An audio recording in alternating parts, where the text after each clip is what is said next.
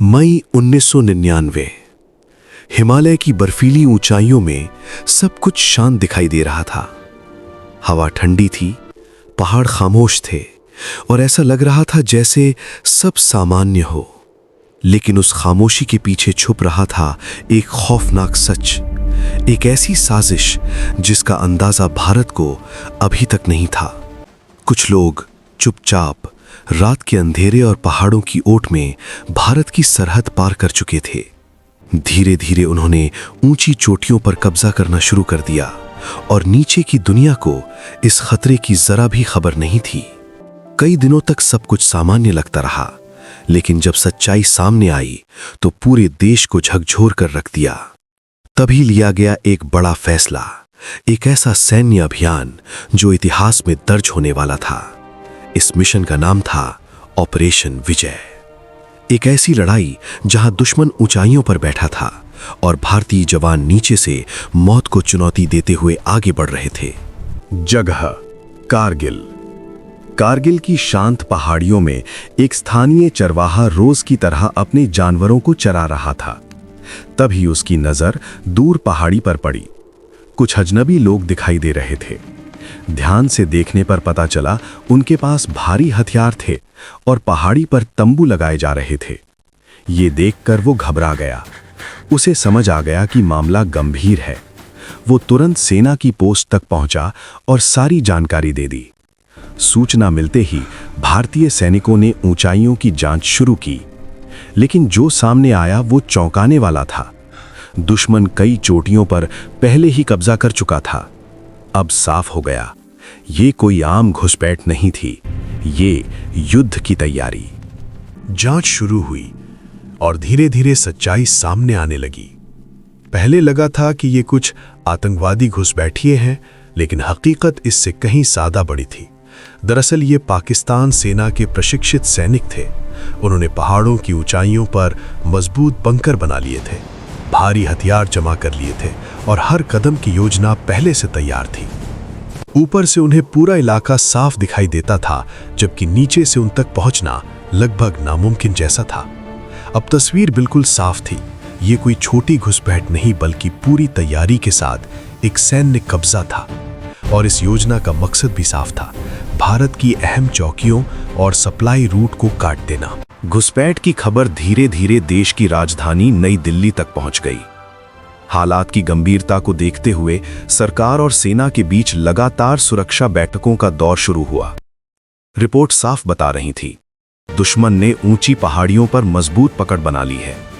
अगर उन्हें जल्दी नहीं रोका गया तो हालात और खतरनाक हो सकते थे। काफी चर्चा, जानकारी और रणनीति के बाद एक बड़ा फैसला लिया गया। भारत अपनी जमीन किसी भी कीमत पर वापस लेगा। इसके बाद भारतीय सेना को साफ आदेश दिया गया, हर चोटी वापस लेनी है, हर पोस्ट दोबारा अपने कब्जे में लेनी है।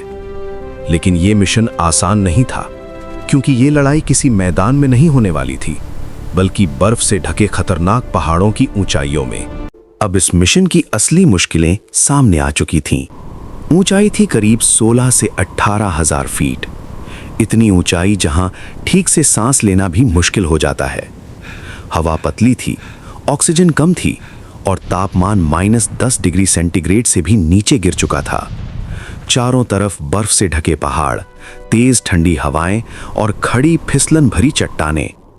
इन हालात में चलना भी कठिन था, लेकिन भारतीय सैनिकों को नीचे घाटियों से ऊपर चढ़ना था। दूसरी तरफ दुश्मन पहले से ऊंची चोटियों पर बैठा था और हर हरकत पर नजर रखे हुए था। जैसे ही सैनिक आगे बढ़ते, ऊपर से गोलियों की आवाज गूंज उठती।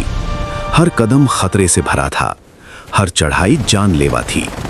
फिर भी भारतीय सैनिक आगे बढ़ते रहे, क्योंकि उनके लिए पीछे हटना कोई विकल्प नहीं था। अब निशाना था टोलो लिंग। ये चोटी दुश्मन के लिए बेहद अहम थी। यहीं से वो नीचे की हर गतिविधि पर नजर रख सकते थे। अगर तोलोलिंग उनके कब्जे में रहता तो आगे बढ़ना और भी मुश्किल हो जाता। कई दिनों तक दिन रात भीषण लड़ाई चली। गोलियों की आवाज पहाड़ों में लगातार गूंजती रही। भारतीय सैनिकों ने रात के अंधेरे में चढ़ाई शुरू की ताकि दुश्मन की नजर से बचा जा सके। दिन निकलते ही उन्हें गोलियों की बारिश झेलनी पड़ती। हर कदम पर संघर्ष था, हर मीटर जीतना एक बड़ी चुनौती, लेकिन हौसला कमजोर नहीं पड़ा। आखिरकार कई दिनों की जंग के बाद भारतीय सैनिक चोटी तक पहुंच गए और फिर उस बर्फीली ऊंचाई पर तिरंगा लहराया। टोलोलिंग के बाद अब अगला और सबसे कठिन लक्ष्य था टाइगर हिल। ये चोटी दुश्मन की सबसे मजबूत स्थिति थी।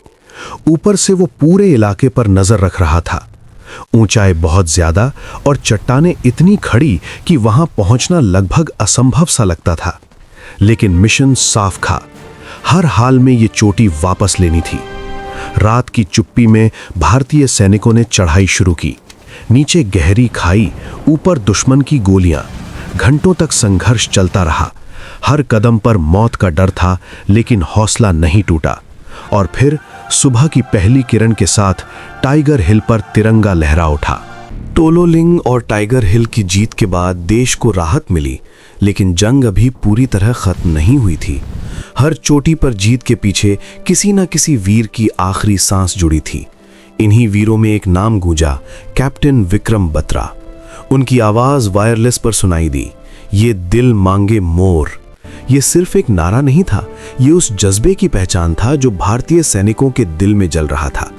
आगे की लड़ाइयों में उन्होंने अपने साथियों का नेतृत्व किया, दुश्मन के बंकरों पर हमला बोला और आखिरी पल तक डटे रहे। साथी को बचाते हुए उन्होंने अपना सर्वोच्च बलिदान दे दिया। सिर्फ वे ही नहीं, सैकड़ों जवानों ने अपना आज देश के नाम कर दिया। कारगिल की बर्फीली चोटियां आज भी कहती हैं, ये जीत सिर्फ जमीन की नहीं थी, ये जीत वीरों के साहस और बलिदान की थी। धीरे धीरे भारतीय सेना ने एक एक कर सभी ऊंची चोटियां और दुश्मन द्वारा कब्जाई गई हर पोस्ट को वापस अपने नियंत्रण में ले लिया। लगातार जवाबी कार्रवाई और दबाव के बाद दुश्मन की स्थिति कमजोर पड़ गई। उन्हें पीछे हटना पड़ा और अपनी पूरी साजिश अधूरी छोड़नी पड़ी। जुलाई 1999 में कई हफ्तों की भीषण लड़ाई के बाद भारत ने आधिकारिक रूप से कारगिल में विजय की घोषणा कर दी। ये जीत सिर्फ जमीन वापस लेने की नहीं थी, ये साहस, धैर्य और बलिदान की जीत थी, जिसने पूरे देश को गर्व और भावनाओं से भर दिया। आज भी हर साल 26 जुलाई को पूरा देश उन वीर जवानों को नमन करता है और याद करता है कारगिल विजय दिवस। 26 जुलाई 1999, जब कारगिल की आखिरी दुश्मन कब्जाए चोटी भी भारतीय सेना ने अपने अदम्य साहस और अटूट हौसले के साथ वापस अपने नियंत्रण में ले ली, तो सिर्फ युद्ध खत्म नहीं हुआ था, बल्कि वीरता, बलिदान और शौर्य की एक अमर कहानी पूरे देश के सामने उजागर हुई। कारगिल की बर्फीली ऊंचाइयां आज भी गवाही देती हैं कि देश की रक्षा के लिए सैनिक हर मुश्किल, हर चुनौती और हर ऊंचाई से ऊपर उठते हैं। उनका हौसला सिर्फ गोलियों या बर्फ से नहीं, बल्कि अपने देश के प्रति अटूट प्यार और साहस से भी बड़ा था। कुछ कहानियां कभी खत्म नहीं होती, क्योंकि उन्हें वीर अपने साहस, अपने खून और अपनी वीरता से हमेशा के लिए अमर बना देते हैं। यही है ऑपरेशन विजय की कहानी।